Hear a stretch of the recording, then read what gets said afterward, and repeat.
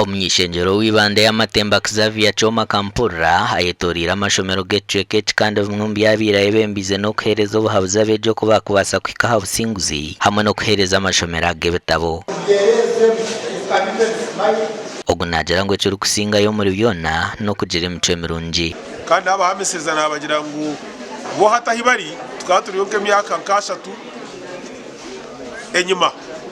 abashomesa babo bakaba bariyo nko muri 2015 enyuma so nabo babekwaseje bakashomaje bakagira emicwe bakatamani nabone bakakuba bari ahituri ko myaka 30 ninga 25 ninga 15. Xavier yahikira mu mashomero mwenda ga senior umurye rya rwenkobwa Chijongo High School, Leeds High School, Alpha and Omega hamwe na gandi kandi buri ishomero tungire ibitabo 54.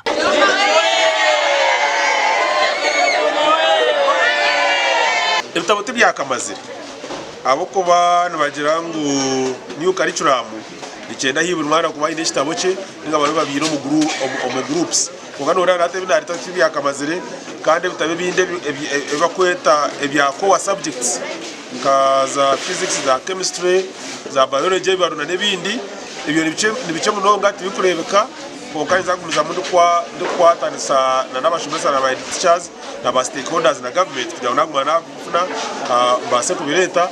When I member of parliament, when the new curriculum was introduced, they told us that the students shall be assessed on DIT, and we were required,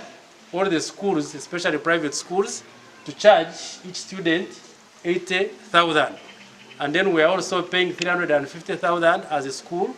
for accreditation. Tibetwineho konkabire nibicheve bitakamara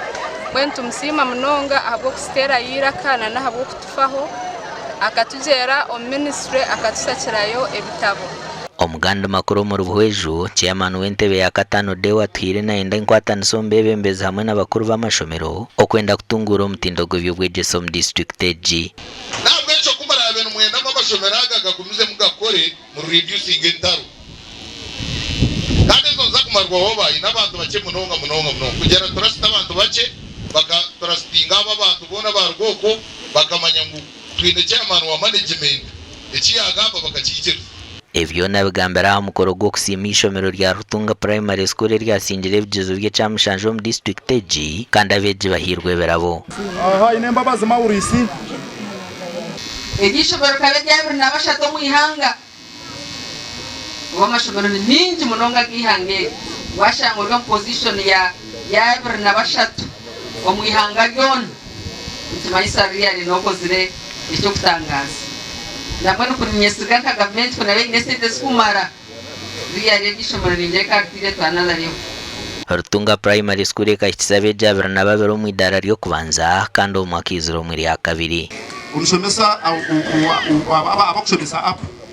nashomesa kurga P5 za P7 aba bana bona bware bako kushanga ebitabo